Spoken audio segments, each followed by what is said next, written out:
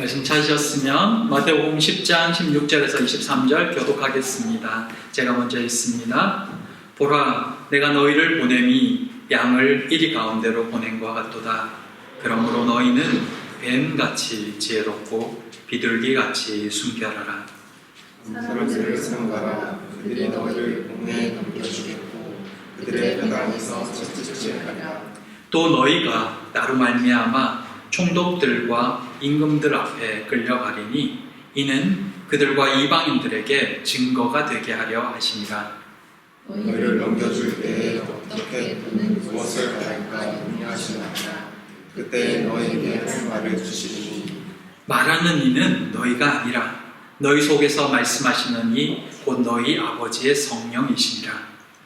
장차 형제가 형제를 아버지가 자식을 죽는 데에 내주며 자식들이 부모를 대적하여 죽게 하리라. 또 너희가 내 이름으로 말미암아 모든 사람에게 미움을 받을 것이나 끝까지 견디는 자는 구원을 얻으리라. 이 동네에서 너희를 박해하거든 저적되어 피하라.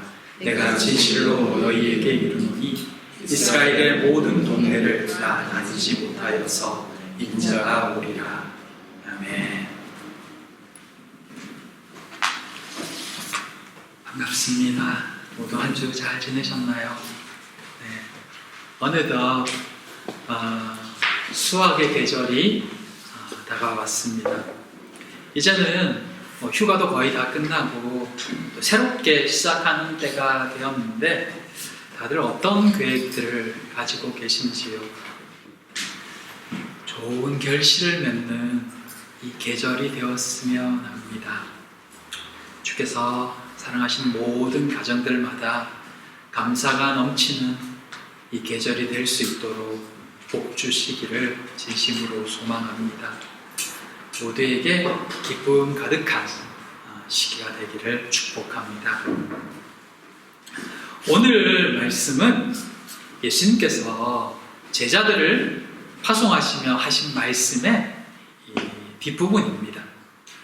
지난 시간에 예수님께서는 제자들을 보내시면서 잃어버린 이스라엘의 양에게로 가라고 하셨습니다. 아무것도 준비하지 말고 즉시로 출발할 것에 대해 말씀하시며 그들을 맞이하는 이들에게 축복을 빌어주라고도 말씀하셨습니다.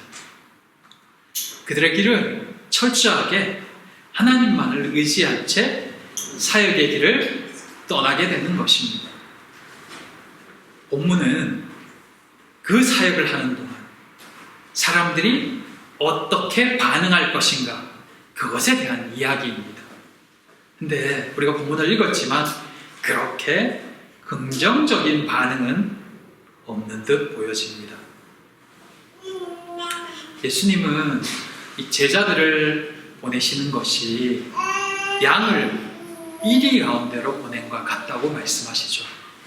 이리는 늑대를 말합니다. 양은 늑대의 밥이죠. 그러니 양을 늑대에게 보낸다는 것은 곧 사지로 몰아넣는 겁니다. 죽을 자리로 내모는 거죠. 근데 주님은 그걸 아시면서도 그렇다고 말씀하시면서도 제자들을 보내십니다. 그러니 당연히 예상된 핍박과 심지어는 죽음이 그들을 기다리겠죠. 그렇다면 그걸 알면서도 불구하고 제자들을 그들에게 보내시는 이유가 뭘까요? 그거 죽을 길이야 라고 말씀하시면서 그 굉장히 고난이 기다리는 길이야 라고 말씀하시면서 굳이 거기를 보내시는 이유가 뭘까요? 심지어 우리가 지난번 봤지만 아무 훈련도 시키지 않으셨어요. 부르시고는 곧 보내셨어요. 왜 그러실까요?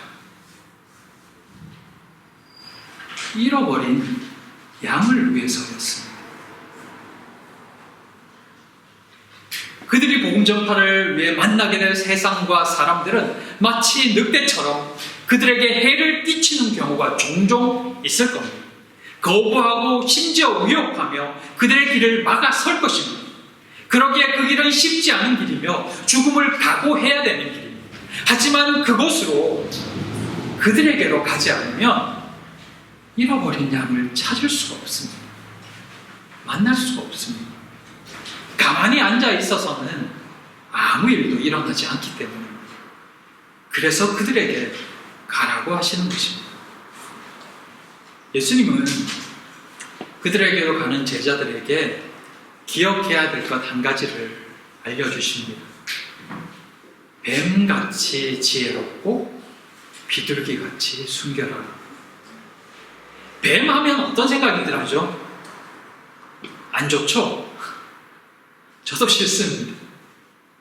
성경에서 뱀 하면 여러 것들이 떠오르지만 특별히 그 에덴 동산에서 하와를 유혹했던 뱀이 떠오릅니다.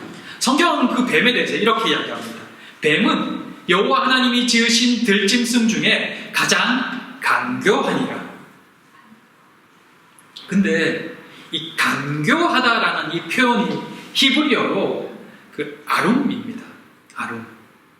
근데 이 아룸은 강교하다는 뜻도 담고 있지만 한편으로는 현명함, 영리함, 분별력 있음과 같은 긍정적인 의미도 갖고 있는 단어예요. 잠언에 보면 이 아룸이 사용되는데 어떤 때 사용되냐면 지혜롭다, 슬기롭다 이런 식으로 번역이 됩니다. 이 단어가.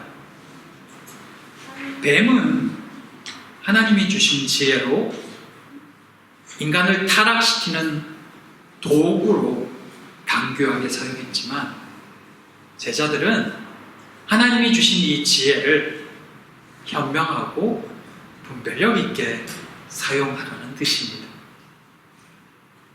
뱀처럼이 아니라 뱀에게 주신 그 지혜, 그 지혜로움을 정말 지혜로움처럼 쓰라는 것입니다.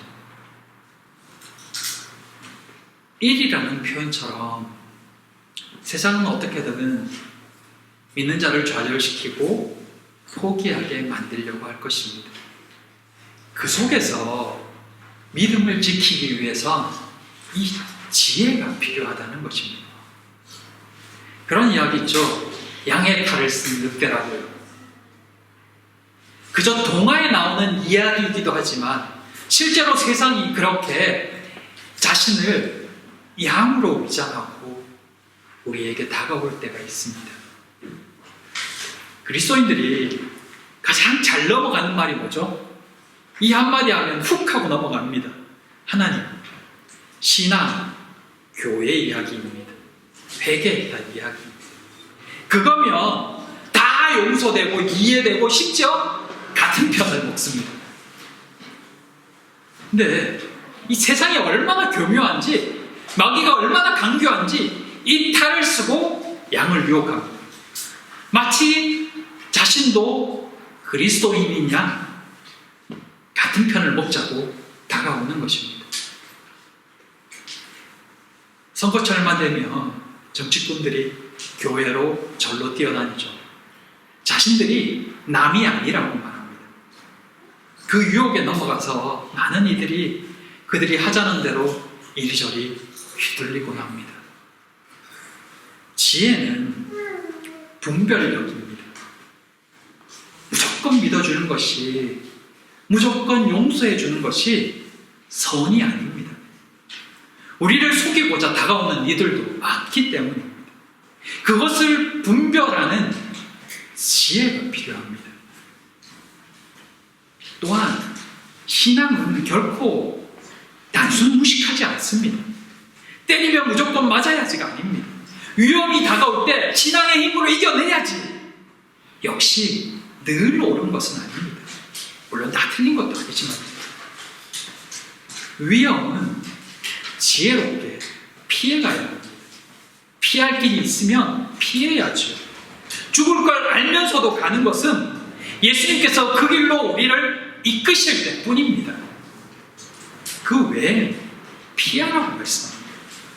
예수님께서 제자들을 보내시면서 양을 이리에게 보냄과 같다고 하시며 뱀같이 지혜롭고 비둘기같이 순결하고 말씀하시죠.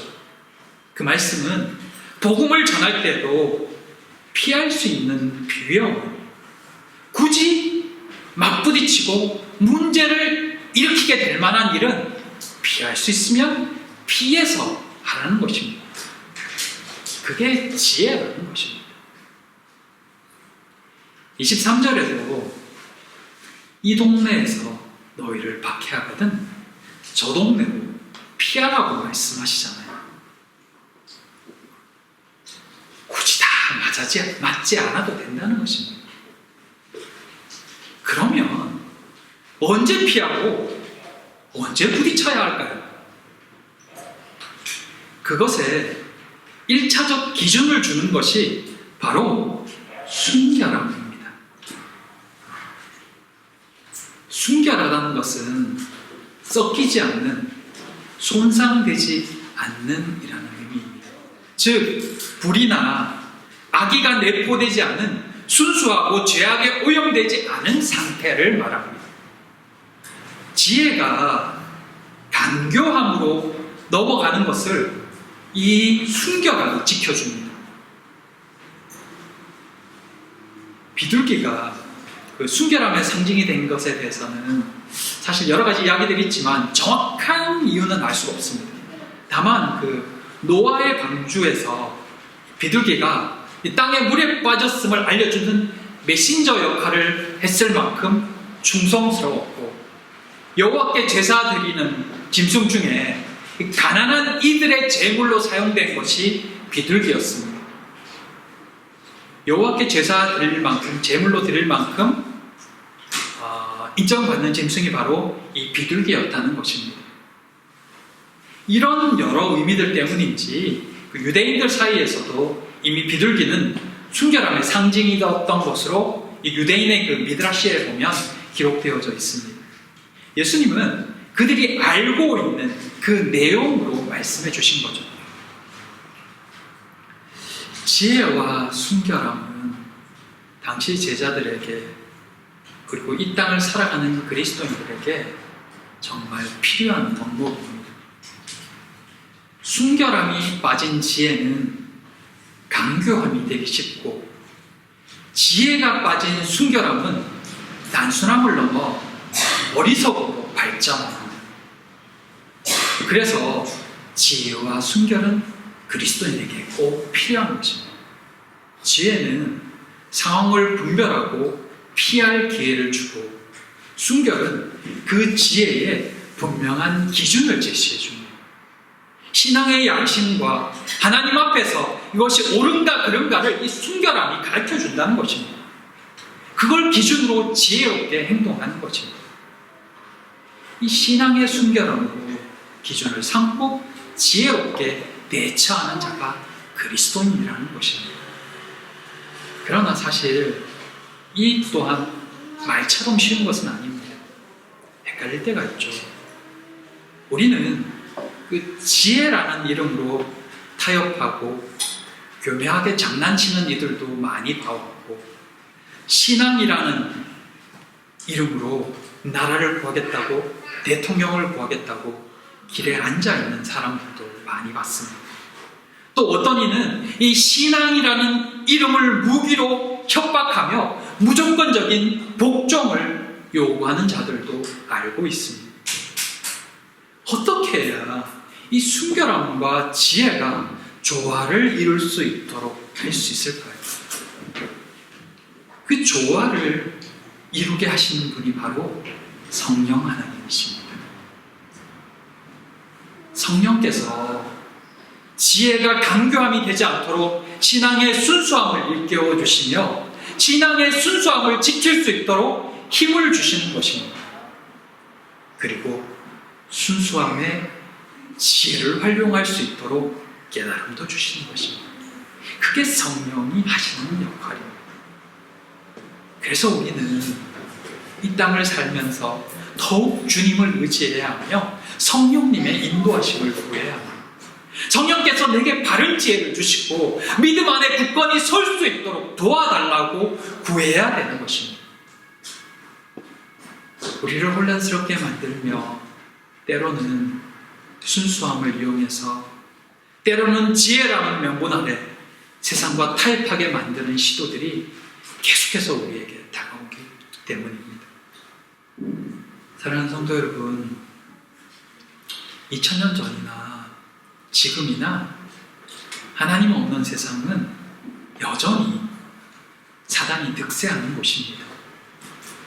양을 이리에게로 보낸 것 같다는 주님의 말씀은 지금도 유효하다는 것입니다. 예수 그리스도가 없는 세상이기에 그때나 지금이나 세상적 상황은 크게 달라지지 않았습니다. 좀 더 그 수법이 정교해지고 교묘해졌을 뿐입니다. 그래서 더 잘 포장되어져 있을 뿐입니다. 그 속에서 건강한 신앙인으로 순결한 그리스도인으로 살아가기란 그렇게 만만한 것이 아니란 것입니다. 그래서 더 성령 하나님의 인도하심과 도우심이 절실합니다. 세상이 아무리 발달하고 과학이 발달하고 많은 것을 배워도 여전히 우리는 사단의 밥이 될 수밖에 없는 연약한 자들입니다. 우리 안에 성령이 계시지 않으면, 성령이 역사하지 않으면 언제라도 넘어지고 언제라도 굴복할 수밖에 없는 것이 우리의 연약함입니다. 그걸 먼저 인정해야 합니다. 자신의 잘못을 회개하는 이 이스라엘 백성들, 레위인들처럼, 종교 지도자들처럼 우리 역시 우리가 연약하다는 것을 인정해야 합니다. 그리고 간절히 성령 하나님의 도우심을 구해야 합니다. 그 일을 하시기 위해 성령 하나님께서 오셨고 예수님께서 그분을 우리에게 보내셨기 때문입니다. 더 소망함으로 도우심을 구하고 그분과 동행하는 모두가 되기를 바랍니다. 그렇게 지혜와 순결함이 더 뚜렷해지는 그런 우리 모든 성도님들 되시기를 진심으로 기도합니다. 둘째, 증거가 되는 삶. 당시 제자들이 파송되는 것은 이리가 넘쳐난다는 말씀처럼 매우 혼탁하고 핍박과 유혹이 넘치는 세상이었습니다. 틈만 나면 제자들을 잡아서 채찍질하고 그들의 말과 행동을 책잡아서 예수님을 핍박하여자 믿는 자들을 잡아 죽이고자 했던 이들이었습니다. 조금만 실수해도 그것을 핑계로 트집을 잡으려고 하는 자들이 사방에 널려 있었습니다. 근데 예수님은 그것 또한 복음 증거의 기회로 삼겠다고 말씀합니다. 그곳에서 그들이 복음을 들을 수 있도록 하시겠다는 것입니다. 그리고 그때 할 말은 성령께서 주신다고 합니다. 그러니 염려하지 말라 합니다. 풀어주겠다, 살려주겠다, 빠져날 구멍을 주겠다가 아니라 복음 증거할 수 있도록 성령께서 역사하시니 염려하지 말라. 그게 주님이 제자들을 파송하시면서 하신 말씀이었습니다. 우리들이 바라는 건 좀 더 잘 살고 좀 더 편하고 좀 더 행복해지는 건데 예수님은 당신의 제자들을 보내면서 염려하지 마라, 할 말을 준다, 그거였다는 것입니다. 때로는 예수님이 말씀하시는 핀트와 우리가 생각하는, 바라는 것이 안 맞아서 불편스러울 때가 있습니다. 아니요, 예수님 그거 말고 이거요. 우리가 바라는 건 이거라니까요. 우리가 염려하고 싶지 않은 건 이 부분이라니까, 이거 말고요. 근데 주님은 다른 걸 말씀하시거든요. 생각이 맞지 않을 때가 있어요. 어떻게 해야 될까요? 많은 이들이 오늘 본문을 보면서 이게 종말의 때에 일어날 일이라고 생각합니다. 마지막 때에 이런 일들이 있을 거라고, 정말 재앙 수준일 거라고 생각을 하죠. 예수님께서 아직 재림하지 않으셨으니 마지막 때의 모습은 짐작만 할 뿐입니다. 하지만 본문은 종말의 때 앞으로 다가올 일처럼 이해할 수도 있지만 1차적으로 오늘 본문은 예수님께서 하늘로 올라가시고 제자들이 복음을 전하는 그 시기에 일어난 일들이었습니다. 실제로 일어났다는 것입니다. 예수 그리스도를 믿는 것으로 인해 수많은 그리스도인들이 핍박을 받았으며 또 많은 이들이 생명을 실제로 잃었습니다.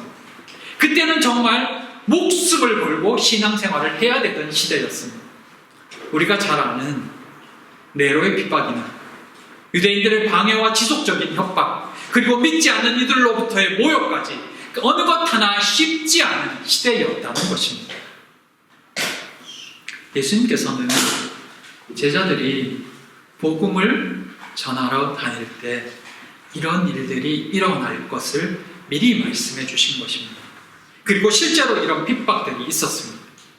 하지만 제자들은 담대하게 복음을 전했습니다.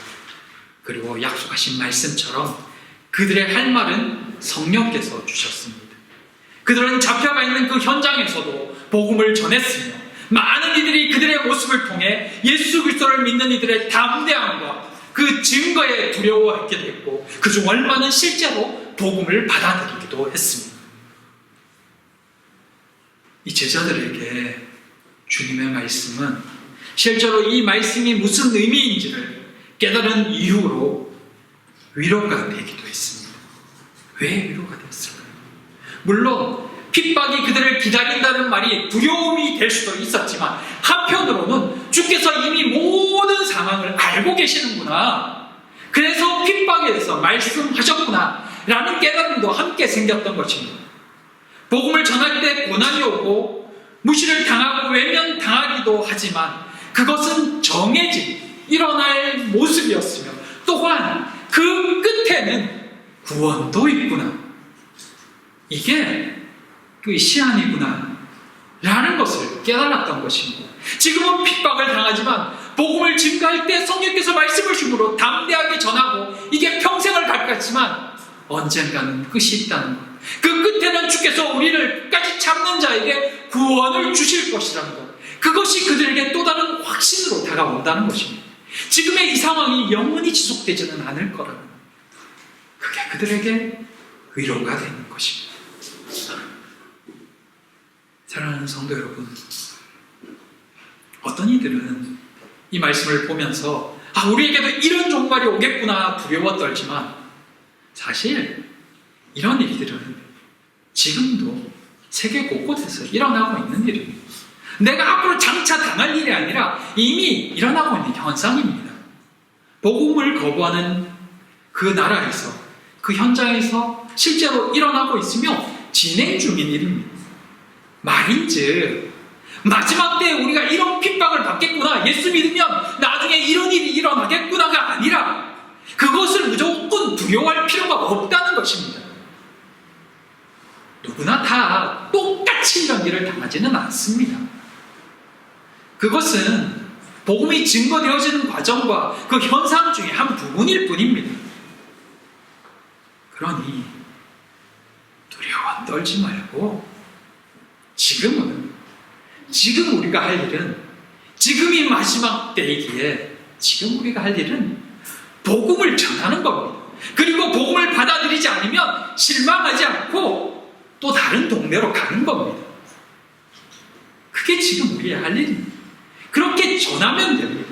그렇게 주님 안에서 하루하루 살다 보면 끝이 오는 것입니다. 개인의 끝이 오기도 하고 언젠가는 이 땅의 끝이 오기도 할 것입니다.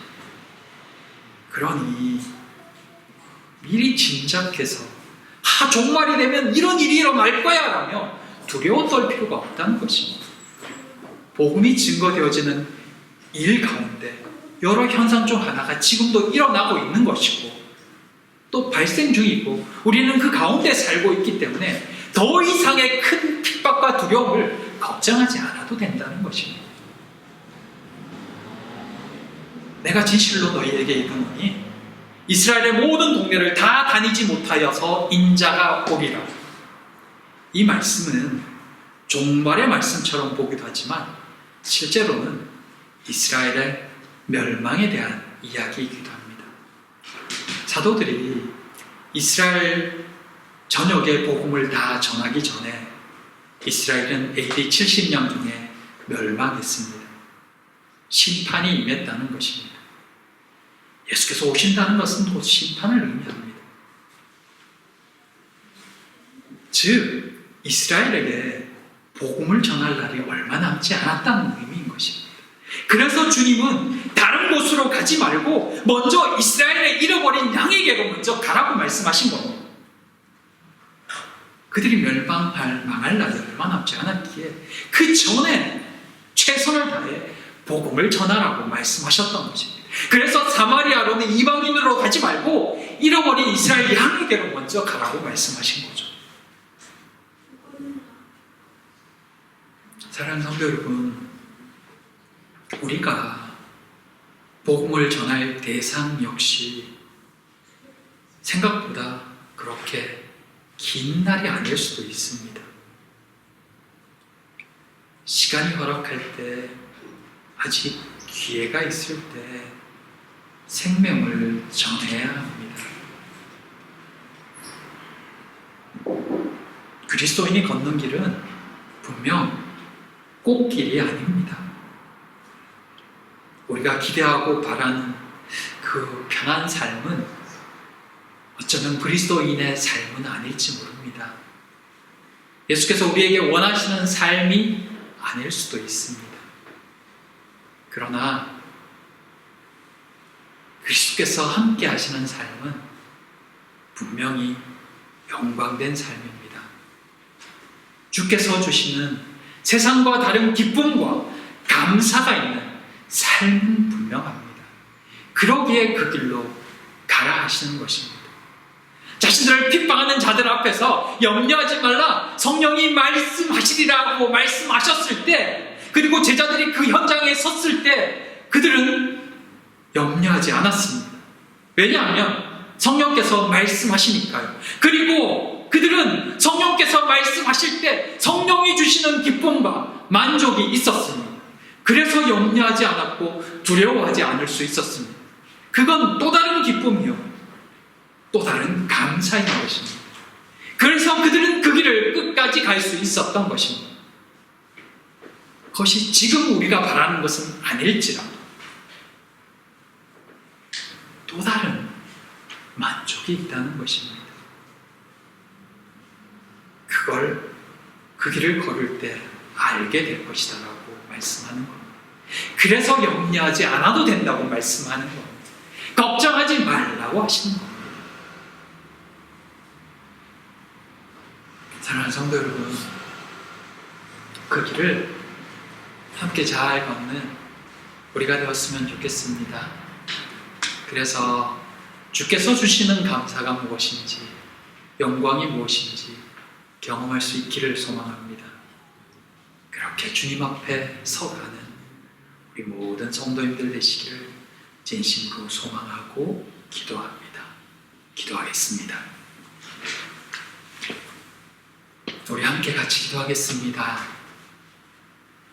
우리는 주님이 원하시는 그 길을 가기를 소망하는지, 아멘 할 수 있는지, 주여 우리에게 믿음을 달라고, 주님이 기뻐하시는 그 삶을 살 수 있게 해달라고 우리 소망하면서 구하면서 같이 기도하기를 바랍니다. 기도하겠습니다. 사랑의 하나님, 우리가 살아야 할 삶이 결코 쉬운 길만은 아님을 기억하게 하시니 감사합니다. 그러나 끝까지 포기하지 않는 저희가 되기를 원합니다. 저희를 붙들어 주시옵소서. 주께서 주시는 힘으로 마지막까지 승리할 수 있도록 저희를 이끌어 주시옵소서. 주 안에서 살기를 소망하오며 예수님 이름으로 기도드립니다. 아멘.